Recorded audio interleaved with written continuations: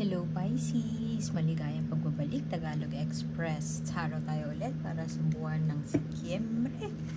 Ito po ay Sun, Moon, Rising Sign, and Venus general reading para sa sign ng Pisces. Kunin nyo lamang po kung ano yung nakarelate kayo. Kung hindi nakarelate, okay lang yun. Maaaring mensahe sa susunod na buwan ang siyang makakarelate tayo. Pero naniniwala ako, nandito tayo dahil sa kadahilan ng meron at meron tayong mapupulot dito. Hindi siya aksidente na napunta tayo dito, pero pwede din. Tapon nyo kung ano yung hindi kayo nakarelate. Okay lang yan. Okay. Ano nangyayari, Pisces? Malungkot na naman tayo. Hindi na naman tayo masaya sa mga ganap ghost month. Naniniwala tayo siguro sa mga ganon at sa mga superstition na pumapaloob sa buwan ng Agosto. Yung nalugi, dalawang coins mo dito, Pisces. Ito yung core energies muna kukunin natin. Tapos, ika-clarify natin gamit ang deck na ito. Kung gusto niyo malaman ko ano yung decks na ginamit ko dito, nasa description siya. Pwede din kayo pumunta sa site. Pwede din kayo mag-book ng personal reading. Nasa site din siya. highvibes.com/start. Meron tayong matinding depression phase. Siguro hindi natuloy ang pag-abroad. Hindi natuloy ang job offer mula sa ibang bansa. So, dalawa nga yung coins mo dito. Merong mabagal na pagkalaw o hindi na tuloy, na udlot na isang pagkakataon na pagdating sa karera. Pwede din na pagkakataon ito na ikasal ka. Yes, na udlot siya. Tapos, akala mo yun na, akala mo perfect na makakabuo ka na ng pamilya, pero all of a sudden, biglang nagbago ang plano ng iyong partner o pwede din nagbago ang takbo, ang ihip ng hangin sa buhay mo. Pwede din na ikaw yung sagot ng kasal, tapos wala, nalugi. Lugi in all aspects, hindi masaya at maaaring nasa panahon na naman ng depression. Not necessarily clinically depressed, pero yung in touch muli muli si Pisces sa kanyang emosyon. May tawag dun yung kaibigan ko, dinadalisay ng kalungkutan.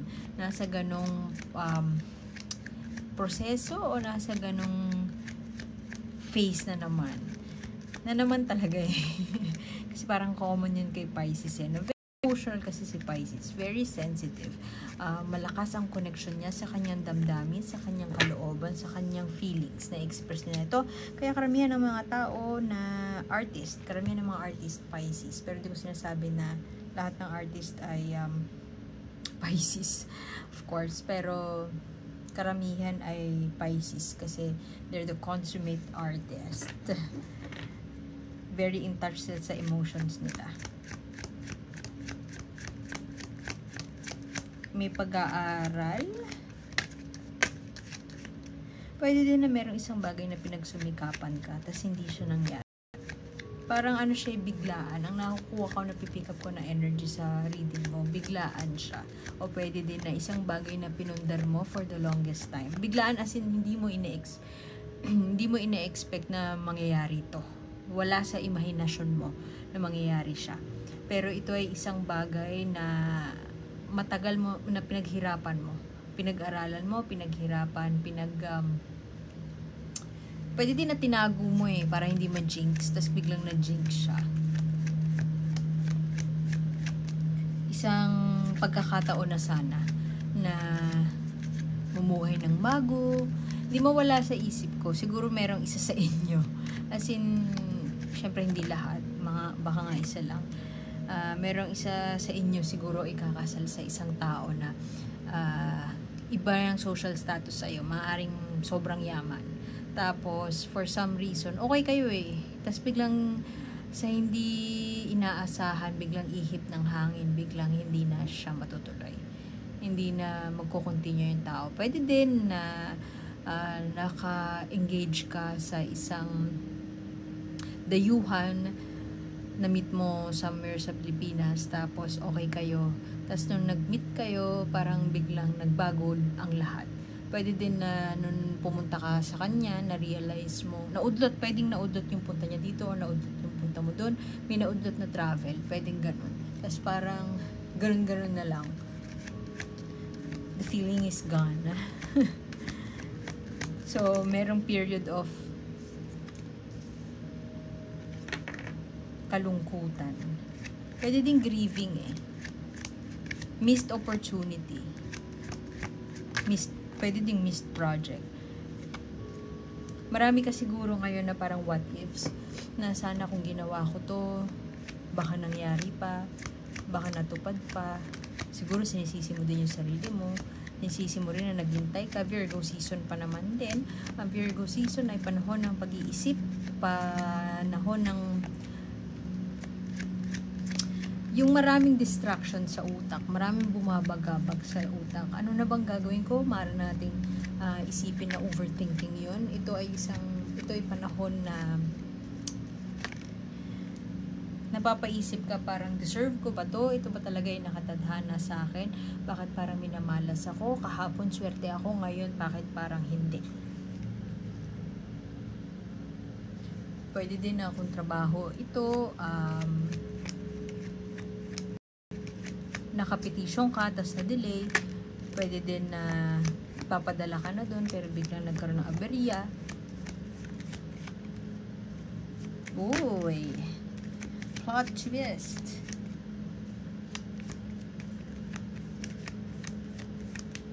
Ang galing, oh. Itong card na to, ay itong card na to. Same sila. Ang pinagkaiba lang nila, reversed yung isa. Ito yung sinasabi ko kanina pa na parang oportunidad na maisasarado na sana pero hindi nangyari. Pagkakataon para mamuhay sa kasaganahan pero hindi nangyari. Or pagkakataon para mamuhay sa parang abundance, buhay na puno ng swerte, puno ng magagandang biyaya. Life well lived siya, kasaganahan. Pero maaari na kasi gano'n naman yung energy ng pera, di ba? Kailangan umiikot siya. Ilabas mo, para siyang puno. It's abundant. Maniwala man kayo o hindi. Nare-replenish siya. Siya yung tipong napagsusumikapan, napagtatrabahuhan. At kapag nakapagpundar ka, o nakapag-ipon ka, lumaki na yung puno na yun, kailangan mo siyang i-harvest. Hindi siya pwedeng nakaupo lang kasi kailangan, energy kasi siya. So, kailangan dumadaloy siya ng maayos. So, maaaring merong isang nangyari na hindi inaasahan nung nakaraang buwan, nitong buwan, o sa darating na buwan, at maaaring makakapagpabago yun ng iyong pananaw ukol sa pera, o pwede din na nalugi ka sa negosyo, malaki yung nawala sa yung pera, nagpundar ka na ng yun nga yung kasal halimbawa, pero parang ididirect ka ni universe sa isang perspektibo na titingnan mo yung abundance in a different light. Titingnan mo siya sa paraan na tingin mo pero feeling ko hindi pa mangyayari yun yung shift ng mindset na yun. Hindi pa siya mangyayari like bukas. Maaari kasing eto ka pa nandito ka pa yung parang lugi, parang naubos, parang napagod, nawala lahat ng pinundar. At medyo may proseso pa bago dumating ka sa punto na ito, yung nagagamit, napapakinabangan mo na yung fruits ng labor mo, nakapag-harvest ka na. Ito kasi nakapag-harvest ka na, na-enjoy mo na lahat ng pinundar mo. Maaari kasi na mag-aaral ka muli o pagtatrabahuan mo ulit dahil masyado kang masipag. Pag-aaralan mong mabuti. Hindi ka na magre-risk. Pero meron kang kumbaga i-harness mo yung yung lakas ng loob para mag-explore ng isang bagay na tingin mo dun mo makakamtan yung balik sa'yo ng mga pinundar mo dati. Pwedeng mag-shift ka into another career, mag-shift ka into another business, o pwede din na tatanggapin mo na yung nawala sa'yo na, say, travel, nawala sa'yo na negosyo, yung isang bagay, may isang bagay ka na kinadedepresan lately. Masyado siguro mabigat yung depression na word, pero may bagay na buwabagabag sa'yo ngayon. At itong bagay na to, parang sumira sa plano mo, pero hindi ka na panghihinaan ng loob. Maaari mag-aaral ka muli at gagawa ka ng paraan para ma-harvest mo yung nararapat para sa'yo. Kasi definitely may na-miss na opportunity. Hindi mo kasalanan. Wala kang ginawa kasi nga sinipagan mo, ginalingan mo eh. Ginalingan mo. So, siguro doon din nanggagaling yung depression o doon nanggagaling yung nababagabag ka kasi wala ka namang ginawa at feeling mo hindi mo naman deserve to. Bakit ako yung nandun sa dartboard at binabato ako ng kutsilyo? Pero yun nga, yung sinasabi ko kanina na shift in mindset kasi nga magkabaliktaran, lumabas pareho, affirmation. So ito yung pinaka-major na mensahe para sa'yo. Kung ano man yung bagay na nawala sa'yo, yun nga katulad nung kasabihan na pag may nagsaradong pinto, may magbubukas na bintana. Yun yung nakikita ko dun sa ganap sa'yo this September. At maaaring gagamitin mo yung Virgo season, yung pag-iisip, pagiging meticuloso, gagamitin mo siya. Or parang yung energies around you, makaka-impluwensya na mag-aral ulit, na pag-isipan kung paano mo ma-harvest yung natitira mo na naipundar. O paano pa makapag-diversify, pwedeng ganon. Meron na miss na opportunity, pero hindi ko alam kung September din mangyayari. Pwede din kasi na, yun nga, ihip din ng hangin na swerte babalik sa'yo. Ihip ng hangin sa biglang kisap mata baga. Sa isang kisap mata na wala lahat ng pinaghirapan mo. Pero, in that blink of an eye din, maibabalik siya sa'yo. May proseso nga lang nga. At kasama, mukhang yun yung i-journey mo towards September. May pag-aaral dito eh. May pagtsatsaga. Persevering ang nakukuha kong energy sa'yo. Matyaga, masipag, matapang. Hindi basta-basta panghihinaan. Nanghihina man ang loob ngayon, pero hindi panghihinaan ng loob. Pagdating sa pag-pursue ng isang bagay na bago. Pag-pursue, let's say, ng passion. Pag-pursue ng isang bright idea. Ewan ko kung anong bright idea yan. Mag-aral, mag-invest, nalugi ang negosyo, ganun. Alam mo, dahil dito sa card na to na lumabas, traditional na Rider-Waite ang card na to, yung wedding. Life will live, happiness, pero reverse siya. So, tingnan mo siya, parang tumatakas siya. Going for an adventure, pwedeng, parang alam mo yung sand, di ba pag dinakot mo yung sand, na unti-unti siyang nawawala sa palad mo. Hindi mo akalain na ganun kabilis. Mawawala lahat sa'yo. At ginawa mo ang lahat para hindi mo ma-miss yung opportunity na yun. Siguro meron din more than pikon, nainis ka dun sa circumstances. Feeling ko wala kang sinisisi about that. Kahit sarili mo hindi mo sinisisi. It is meant to happen. So with the strength card here, may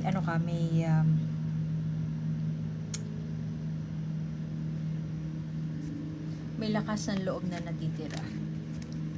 Kung hindi mo pa inaramdaman ngayon, kasi nga ayan ka, yung depression na sinasabi ko kanina, ayan ka pa ngayon, at mukhang yan ka pa, let's say September, buong September ganyan ka.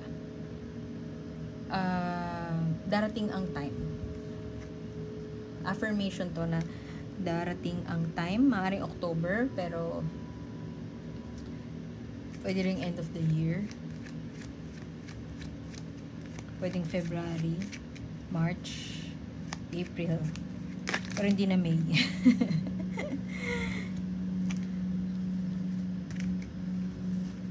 Medyo, alam mo yung si Pisces na nakakakonek ko ngayon, alam mo yung napagsakluban siya ng mundo, pero hindi siya susuko. Maaaring hindi niya pa yung nakikita ngayon kasi malungkot pa siya, clouded pa yung judgment niya, pero darating yung time, soon. Ayoko sabihin na, ayoko manghuhula na darating ang swerte sa'yo, gano'n. Pero tingin ko, with this card here, affirmation siya na may swerteng darating. Nandito siya eh. Ayoko manghuhula na magiging maswerte ka sa September. Ayoko maging gano'n. Medyo may affirmation ka dito. May card ka na nagsasabi na may swerteng parating. So, kung ang pinagdadaanan mo ngayon ay masyadong mabigat, lahat gumuho ang mundo, parang gano'n. Hindi ka mapanghihinaan ng loob. At ipipick up mo yung broken pieces, parang gano'n.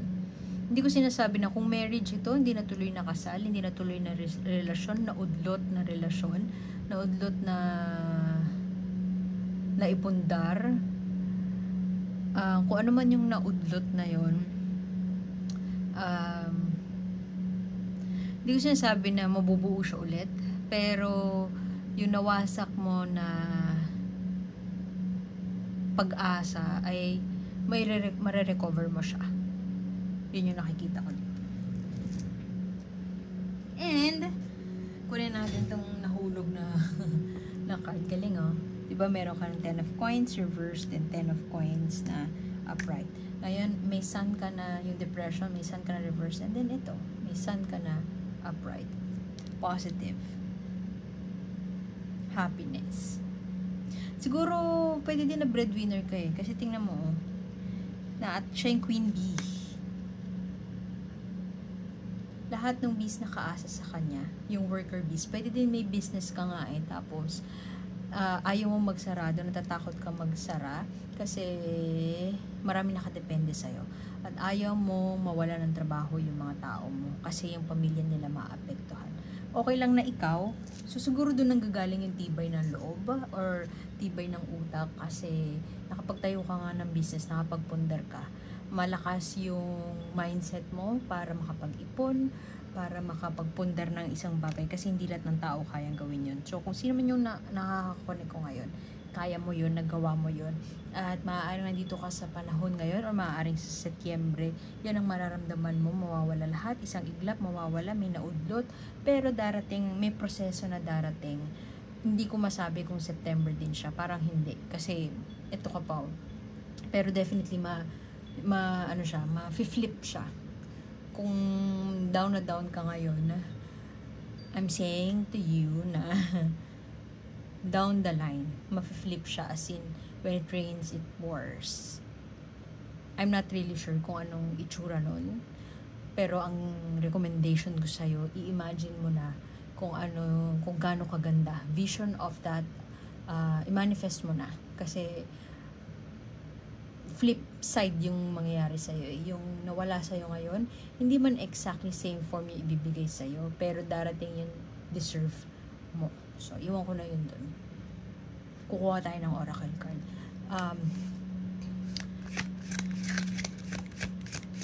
Anong mensahe para kay Pisces? Oh, tinumukan sabi ko lang kanina yung harvest.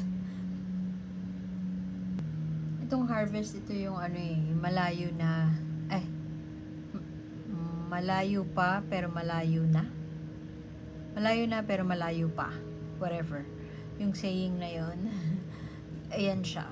Yung harvest kasi is, i-honor mo kung nasan ka ngayon. Maaaring may pinagdadaanan kang mabigat ngayon, like may nawala sa'yo, may mawawala sa'yo, may isang tao na kukuha ng pinaghirapan mo, pero hindi ka susuko. So, gamitin mo itong panahon na ito para nasa manifesting space kayo. Ngayon sinabi ko kanina, di ba? Itong card na to ay affirmation na nasa manifesting space ka. I-honor mo kung ano yung nasaan ka ngayon kasi you're exactly where you need to be. I-honor mo yun kasi dahil nga nasa manifesting space ka, it's time for you to harvest.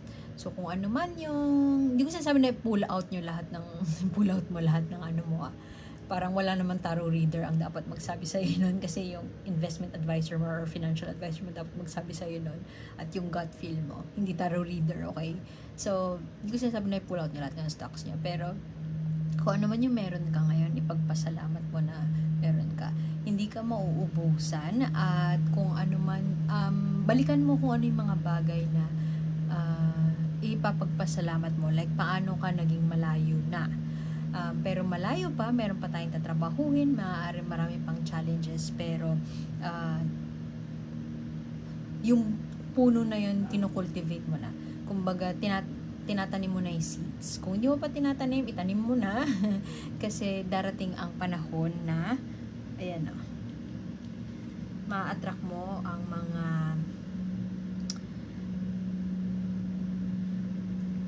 di ba ang mga bees ay necessary sila para mag-thrive ang mga tao. Ma-attract mo ang mga bagay na deserve mo. The sun will shine tomorrow. Hindi ka mapanghihinaan ng loob. Magre-regroup ka at maaari din na pwedeng mag-aaral din. Pagtatrabahuan mo na maigi para makamit itong, para mag-turn yung will into your favor. Kasi definitely, the wheel will turn in your favor at makakalimutan mo rin yung bigat na yan na napagdadaanan mo kasi i-harvest mo ang swerte. So, iwan ko na yun doon na Pisces. Like, share, and subscribe lang.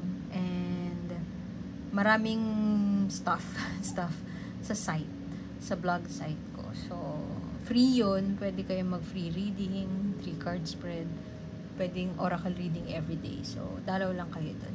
And, subscribe lang po para mabutan yung mga next na readings. Salamat. Ako po si A. And see you sa susunod. Bye!